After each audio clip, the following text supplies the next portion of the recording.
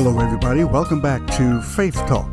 I'm Elder Luther Baker, your host, right here on the Life Vision TV network.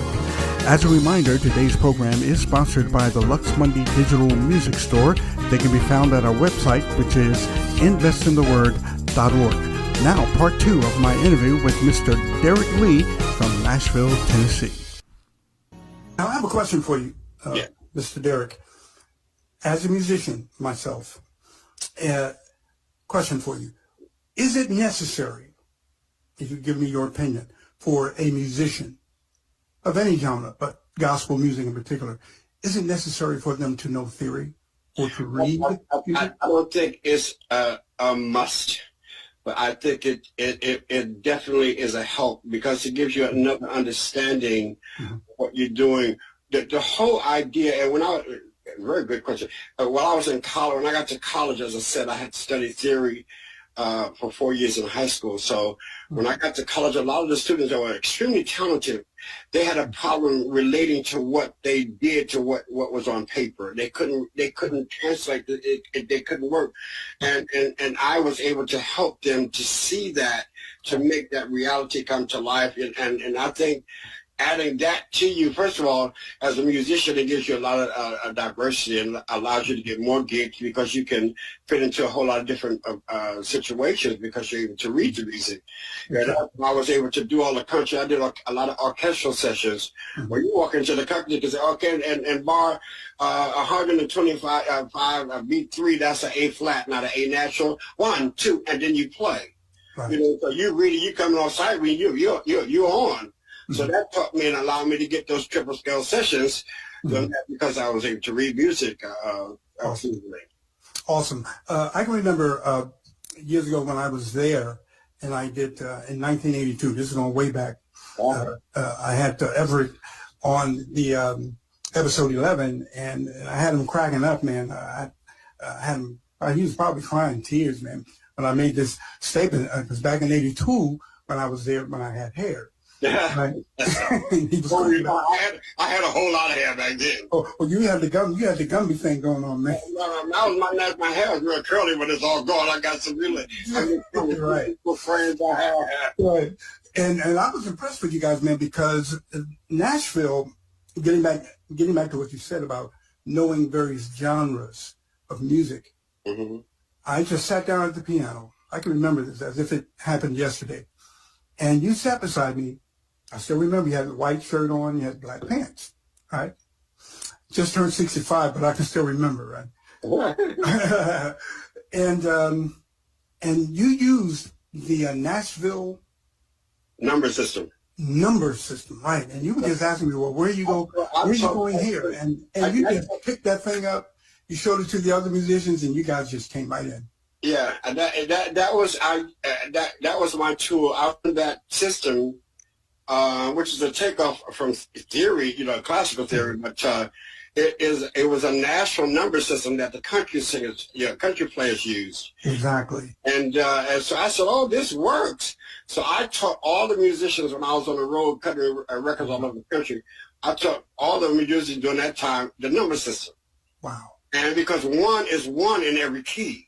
Exactly. So I did a thing for, was it Joe Thomas? I did an arrangement of You Were Always on My Mind for Skip Scarborough. He was producing a session and wanted me to do an arrangement for Joe Thomas. What's it, Joe Thomas? I forget, one of them blues singers. You Were Always on My Mind. Well, I didn't know what key he was going to be, so I just wrote the numbers. So when we got to the session, we had all these players, and so we had brought this drummer, all this from LA, and nobody could read the chart but me and the drummer because he could read. And Skip came and said, he said, you stopped all my LA musicians, nobody could read this chart because they didn't know. That was a national thing. Wow. A quick little lesson on numbers. Like 1 is 1 in every key, so you indicate minor, major, or diminished, half diminished, or what have you. And that's how you build the chords. So like I said, in C, you got C, and then you got D is D major until you make it minor.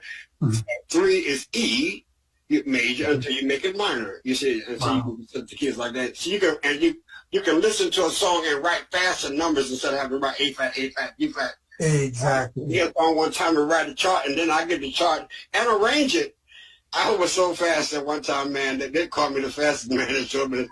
I could hear a song and write the song as I'm arranging it, and give it to the musicians, and then we play it. Amazing. Everett said you are the arranger of the second arrangement, and it was the arrangement of both arrangements because you can move so fast. How that came about. On the show, Dr. Jones would like to repeat some of the songs, and so I didn't want to do the song the same way. But then I'll rearrange the last arrangement I did. But then he'll come back 2 months later. I want to do that song again, then I'll rearrange that arrangement. But we wound up with 8 or 10 arrangements of the same songs. Unbelievable. See, so you see, folks, you see why I call him Derek Lee the maestro. You're so funny. Thank you. He's talented, he's gifted, and even more important than that, Derek Lee loves the Lord. And that is such an awesome thing. I couldn't have made it without him, I tell you. Yes, sir. Yes. So what is the pattern of how you play? Do you have a foundation that you use all the time, or does it change? Well, it changes depending on what style or what I'm playing. Right. That influence comes from the Tchaikovsky and the Debussy, those kind of polychords, as well as jazz. That I've been influenced by as well. And so I use all those things to put together to my style. And sometimes with gospel music, of course, if I'm playing traditional, I can be straight up traditional. Exactly. But then you got to add a little edge. You start adding some of those subdominants and some of those 13th, 11th, and pop 11th, and those kind of things, to get a bigger sound, to make the chord structure sound bigger.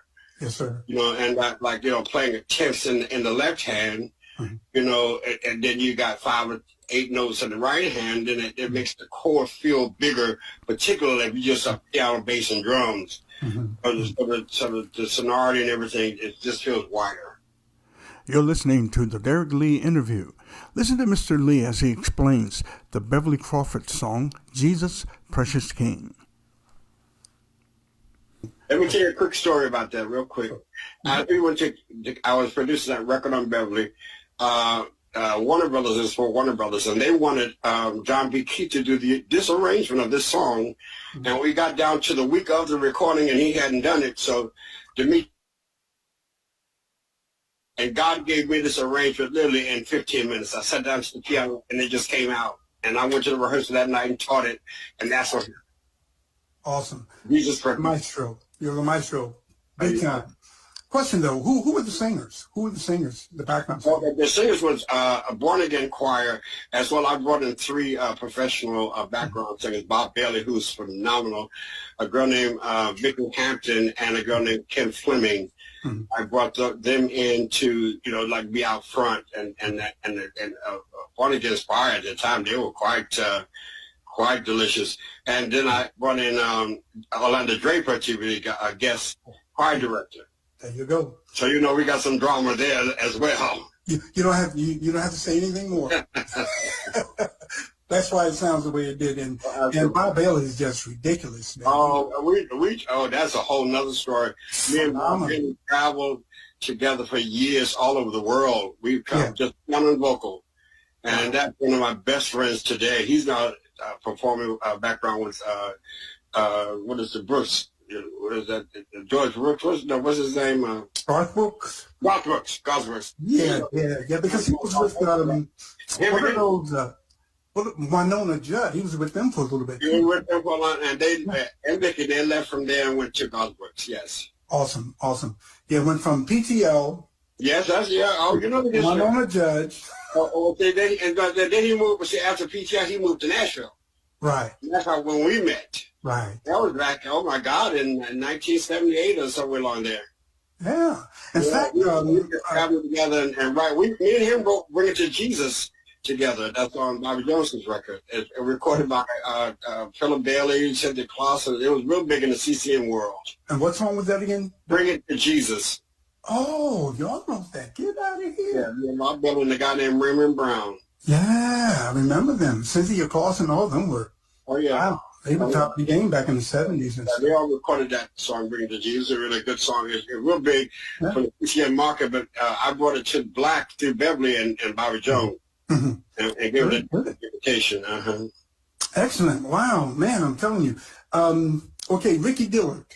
Tell me about Ricky Dillard. Oh, God. I was with Ricky when he got his record deal. Yes. He got his record deal on Musher Show Song Gospel with a good friend of mine named Butch McGee. And so when I have coached him in his very early days, and of course me and Ricky go way back, you know, he's a phenomenal choir director. I mean, yes, he is. I mean, his vision of that music is just unparalleled. It is. He's one of the best when it comes to choir music. He knows how to get the best out of a choir. He does. We're blessed to do that. Some people are just gifted to do certain things, you know, with certain excellence. Yes. He's one of the best in that area that I know. He is. He is. Two of the best directors I know of right now is Orlando Draper before he passed, and Ricky Dillard. Unbelievable. Absolutely. Yeah, yeah. Now, you've worked with Patty Alston, Ollie Woodson before he passed. Oh, God. Franklin. I mean, that was just two greats right there. You think about them, it's just a movie there alone. I mean, you know, it's just an honor to work. And I had the opportunity to work extremely close with both of them, Clifton Davis. Yes. I just worked with so many. I just been so blessed, Luther, to work really behind the scenes. I mean, close, and their house is kind of close. Wow. With so many artists like Albertina Walker. I used to go to her house and she would ask me what kind of clothes she had people to bring clothes out. And we would pick out clothes for her to play. I mean, that could go to the shopping with her, you know. I mean, the caravans that, you know, all the stories they told me, man, it's just, my mind is just blown up from all these things I've learned from all these major talents. I just feel so blessed. Yes. You know, that's why even today in this interview, Derek, I feel honored, I feel blessed, and I don't take your experience and what you've done, your talent, your ability lightly. And the Bible tells us to give honor where honor is due, and some people just do double honor, my brother, and that's what you do right now. You do double honor. We thank God for you. God be the glory. Yes, indeed. Now, so what do you do for fun? Interior decorating, that's one of my side pieces. Wow. And I love artwork. I love museums, and I love fashion. I guess because I got that from my sister being a fashion designer. Yes. You know, she taught me about, you know, Georgette and back satins, and I could look at a fabric and know what it is, and I could look at, she taught me to, if you look at a good garment, turn it inside out, then look at the finishings. I mean, I learned, that's one of my top things I love to do. I love to go to, let's see, flowers. I love flowers. You know, I've got flowers in my house at all times, fresh flowers. I just love that, you know. Yeah, see something behind you there. Yeah, something, yeah, that artsy side, I guess, of me, I don't know. Now, you like creative things, and you like decorating. Did you do that from Earl Lean, or was it? You know, I got some of that, a lot of that from my older sister, the fashion designer. Okay. You know, she took me to when I was, you know, in high school to international boutique shows, because she had a major shop down in Newark called McKinnon's Fashion, her and her husband, and she did all original designs for her. But they would go, she would take me to the international boutique shows in New York, where all the designers and coming to show their designs for different stores and companies that I'll be buying for the next season. So I used to do that every year with her as well. She taught me about French cuisine, crepes, and all those kinds of things. So I learned that refining side of me through her. That's amazing. And unfortunately, she just passed a few months ago. I miss her. Sorry to hear that. Dearly, yeah. Sorry to hear that. Older sister. Yeah, you have my condolences, man. Thank you. Yeah. Seasons change. Bishop Paul Morton and the Queen herself. Absolutely, Aretha Franklin. Tell me about that experience. That was a piece I did. Well, we cut the record actually in L.A. Bishop wasn't. They were there, but me and Sanchez, a guy named Sanchez Harley, did that. But I had great time to work with both of them. I did a Christmas record. I did summer records for Bishop Morton. I did a Christmas record that it just never got its due. I don't know what happened. The record label kind of went on a little, I don't know, sabbatical when it was taken out. But it was a lot of off-the-cuff arrangements I did on the spot for him. And it really is a great record, you know. But going to the Queen, I was in New Orleans working on a television tape with Dr. Jones, and I got a call from her to come to Detroit to do some songs, to request some songs with her. She liked my style. Because we had been going to her revivals. Dr. Jones, the New Life, would go to revival. She liked the way my style. Yeah. So we'll make a long story short. So I went to cut a song called Friends that was written initially by Ray Charles, or him and her, but he passed away. Yeah. So she wanted to do the song anyhow because it was a great song. So I went and I rearranged the song, and when she heard it, she said, "Oh my God, I love this!" And we developed a very interesting thing at that time. And so she recorded that song with Shirley Caesar, Pastor Shirley Caesar, and then I did a Richard Smallwood song. I forget the name of it now for her that she did with Aaron Clark, and those two songs were the thing that when I really got to know her and work with her more closely. Wow, man, you're a man of great experience, a man who's done BET for over 35 years with Dr. Jones. Wow, I'm sure that was a wonderful experience. And oh my God, that's tell me just a little bit, because I'm sure that's like a 5-10 hour discussion right there. That's tell me a little bit about the BET experience. Well, you know, what my job was as a music director, of course, was to do the back line. That means to order all the instruments, every chord, everything that would be needed, you know, to do the musical side of the show, as well as to teach Dr. Jones to select music, arrange music, teach Dr. Jones, teach the band and teach the choir, and prepare them stage-wise for the show. And so we would do, you know, maybe like 4 or 5 songs for each show, and then I would have to teach them to perform with the guest artists as well. Right. So it was a piece of work. It was, when I tell you, a lot of work. And I just, you know, after we would tape the whole season in 2 weekends. Wow. Yeah. So Friday, Saturday, and Sunday, and then go home for 2 days, and then fly back, and then tape the next half of the season. There's no room for error. It's right the first time. Wow. It's got to go, you know. So yeah, because that camera's rolling, you don't have time to let's start over again. And time is ticking, and every second, you know. And television is about seconds, little seconds. You know, everything has to be timed. I would have to time the songs to the second, you know. And then of course they would do all the blocking, how things had to be, you know, the camera shots. It was a lot of work. Wow. But it was a major experience that I will never forget. It really trained me and molded me to approach anything on the spot, to be, you know, be ready for it. Because television and live shows, you know, is, you know, anything can happen. And let me tell you, everything possible has happened on that show. Tell me one experience of something that went wrong. Okay. We were doing a show at Channel 2, and it was the O'Neill twins. It was, who else? It was the O'Neill twins. It was the Barrett sisters and New Life on this little platform stage they had in Channel 2. And the stage broke in half in the middle of the stage, and all of them went down into the middle of the stage. Let me give you another little quick, funny little story. There was a group from New Jersey, a choir thing. I think this is at Channel 2 as well. And they were doing this song with this guy on the cross. And they had got this guy, always a big dramatic piece there. Oh, and they had it all staged and everything. And when the dramatic moment got to the climax, the cross broke and Jesus fell and hit the floor. Now, I don't even have to tell you what happened after that. Of course, I ran out of the studio. I mean, it was crazy. Jesus hit the floor.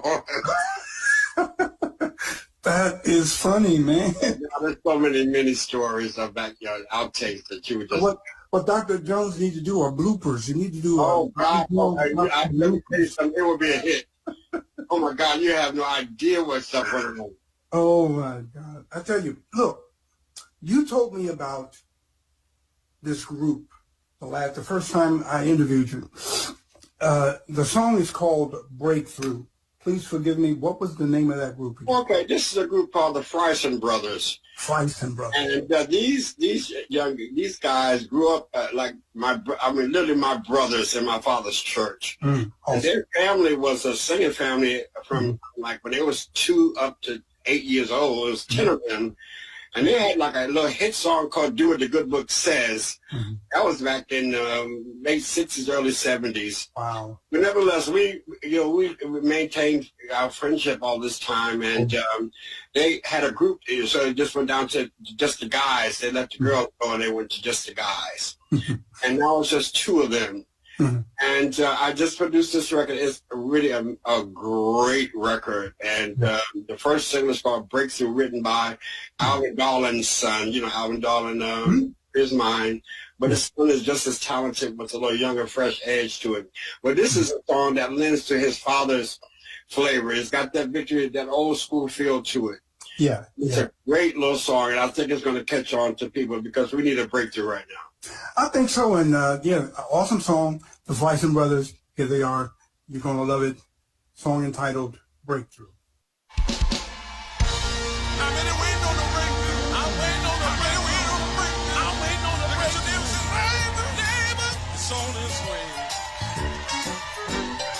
Let's have some church here, y'all.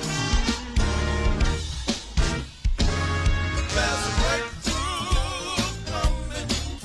There's a breakthrough coming. There's a breakthrough coming for me. My vision's ever clear. My faith is strong and fierce. There's a breakthrough coming for me. Y'all don't mind helping us say it? There's a breakthrough. Talking about a breakthrough. There's a breakthrough. How many believe it tonight? There's a breakthrough. Coming for me, yeah. My vision's ever clear. God knows my faith. My faith is strong and fierce. Yeah. There's a breakthrough. Yeah. Fred, if you don't mind, help me say it first. I once was lost in sin, just couldn't find my way. Then Jesus came to show me a brighter day. He said, trust and believe, by faith you shall receive. A breakthrough coming from God. Talking about a breakthrough. There's a breakthrough. Showing up coming for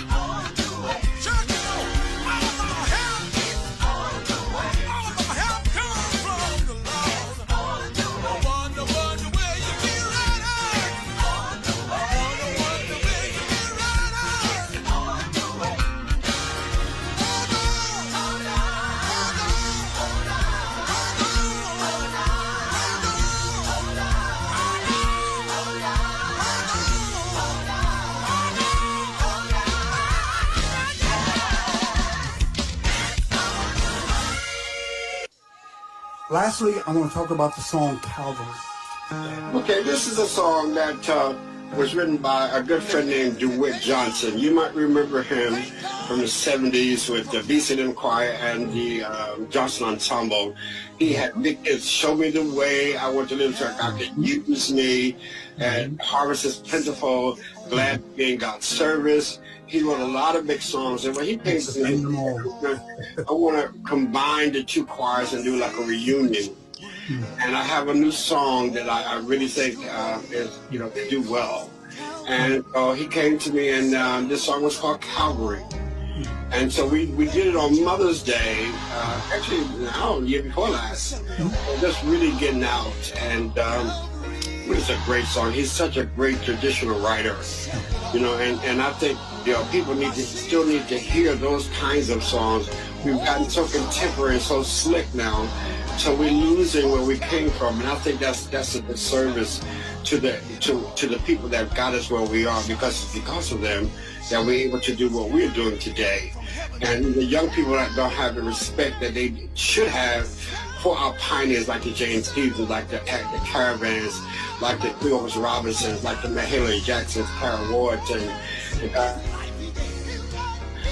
those people are, they were phenomenal artists. And I feel so blessed to have worked with most of them before they died, and to realize the unmeasured level of talent and just the mental concepts these people had.